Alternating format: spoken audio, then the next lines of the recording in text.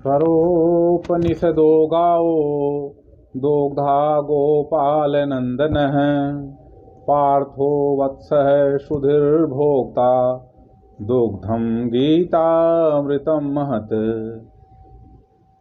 आत्मीय गीता प्रेमी बंधु भगनी, सादर प्रणाम। हम सब अपने जीवन में सुख, शांति, आनंद और अपने जीवन के लक्ष्य को प्राप्त करने के लिए भगवान की वाणी श्रीमद् भगवत गीता का नित्य स्वाध्याय का संकल्प लेकर के ज्ञान यज्ञ कर रहे हैं। आज हम सब तीसरे अध्याय का नाम कर्मयोग है, उसके 19वें श्लोक का वाचन कर रहे हैं, जो कि इस प्रकार है। तस्मादसक्तः सततं कार्यं कर्म समाचर असक्तो ह्याचरन् कर्म परमाप्नोति पुरुषः। भगवान श्री कृष्ण ने अर्जुन से कहा, हे अर्जुन, इसलिए तू करने योग्य कर्तव्य कर्म को अनासक्ति भाव से निरंतर भली भांति करते रहो, क्योंकि अनासक्ति पूर्वक कर्म करने से व्यक्ति परमात्मा को प्राप्त हो जाता है।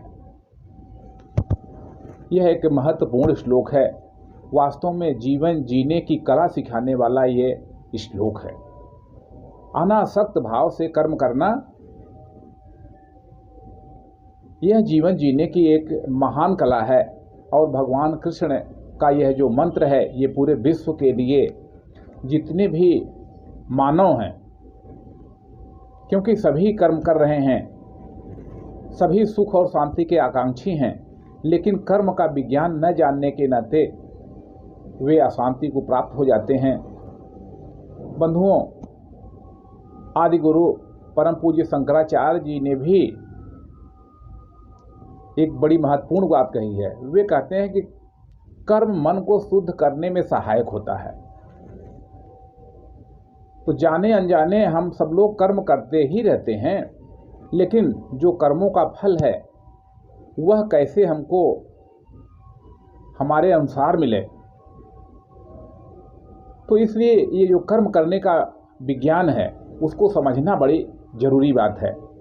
चाहे जीवन के दैनिक कर्तव्य हों, चाहे विशेष अवसर पर किए जाने वाले कर्तव्य हैं, उसमें ये जो बड़ी बात है समाचर है कि केवल करो मत। हम देखते हैं कि कर्म तो सबको करना पड़ता है। कोई नौकरी कर रहा है, कोई व्यवसाय कर रहा है, कोई विद्यार्थी है तो शिक्षा ग्रहण कर रहा है, आजीविका चलाने के लिए, पढ़ाई करने के लिए, जीवन के हर क्षेत्र में आप देखेंगे कि कर्म का ही बोलबाला है। लेकिन जब आप देखेंगे कि तो बहुत कम लोग हैं जो प्रसन्नता पूर्वक कर्म करते हैं। क्यों नहीं कर्म करते हैं प्रसन्नता पूर्वक? तो क्योंकि उन्हें कर्म का विज्ञान पता नहीं है, और इसलिए वे जो कर्म करते भी हैं तो पूरे मन से न करने के नाते उनके कार्य में पूर्णता नहीं होती है, परफेक्शन नहीं होती है। तो परफेक्शन न होने के नाते जो फल आना चाहिए वो फल भी नहीं मिलता है। तो बी ए परफेक्शनिस्ट, हम पूर्णतावादी बने। एक अपने कमरे में झाड़ू भी लगाना है तो उससे हमें ठीक से लगाना है, अपने वस्त्र भी व्यवस्थित रखने हैं, अपनी पुस्तकें भी हमें व्यवस्थित रखना है। बड़े से बड़े योग लोगों को देखिए, जब उनके कमरे में जाइए तो पता लग जाता है कि उनके कमरे का रख रखाव कैसा हो रहा है। आदमी बाहर तो अच्छा कपड़ा पहन करके जाता है, लेकिन घर परिवार में उसका जीवन व्यवस्थित नहीं होता। तो ये जो समाचार शब्द है ये बड़ा महत्वपूर्ण है।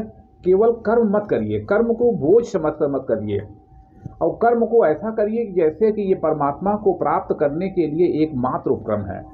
इसलिए बंधुओं,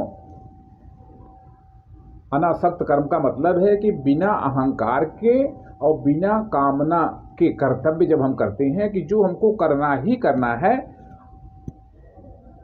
अब इसका एक उदाहरण बड़ा अच्छा है। समझ लीजिए कि एक रामलीला हो रही है, तो रामलीला में कोई राम बना है, कोई रावण का रोल अदा कर रहा है, कोई सीता का रोल अदा कर रहा है। जब रामलीला समाप्त हो जाती है तो जो व्यक्ति राम बना है, रामलीला पूरी होने के बाद वो सीता को अपनी पत्नी नहीं मानता है। राम और रावण की लड़ाई स्टेज पर होती है, लेकिन जब रामलीला समाप्त हो जाती है तो वे दोनों फिर मित्रवत बात करना शुरू कर देते हैं, क्योंकि रामलीला में जितने भी पात्र हैं वे मानते हैं कि मैं ये हूँ नहीं, मैं राम का रोल अदा कर रहा हूँ लेकिन मैं राम नहीं हूँ। इस नाते उन्हें राम के अंदर जो भावना होनी चाहिए उस प्रकार की भावना नहीं आती है, और वे उस प्रकार का कर्ता भाव अनुभव नहीं करते हैं, न उनमें कर्म में आसक्ति होती है।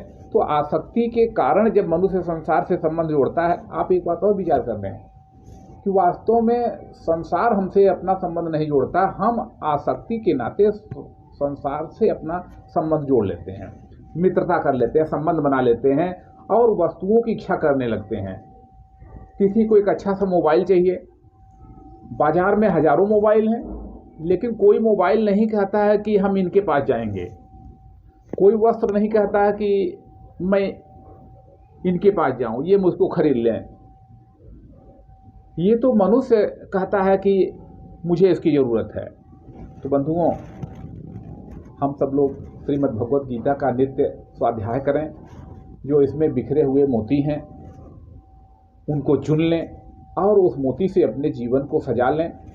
भक्ति युक्त जब कर्मयोगी हम बनेंगे, एक बड़ा कर्म का जो अनासक्ति का सिद्धांत है कि हम भक्ति योगी कर्मयोगी बन जाएंगे।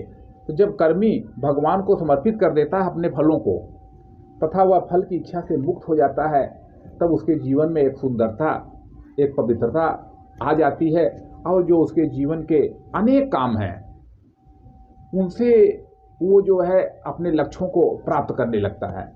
तो तभी मैं गीता स्वाध्यायी बंधुओं से आग्रह कर रहा हूँ कि वे स्वाध्याय करें और दूसरों को भी स्वाध्याय करने के लिए प्रेरित करें। आप देखिए कि क्या कोई एक दिन में संगीतकार बन जाएगा? क्या कोई एक दिन में ढोलक सीख लेगा? क्या एक दिन में कोई हारमोनियम सीख लेगा? नहीं, उसे लंबे समय तक अभ्यास करना पड़ेगा। तो इसी प्रकार से गीता स्वाध्याय में भी प्रगति हमारी तब होगी जब हम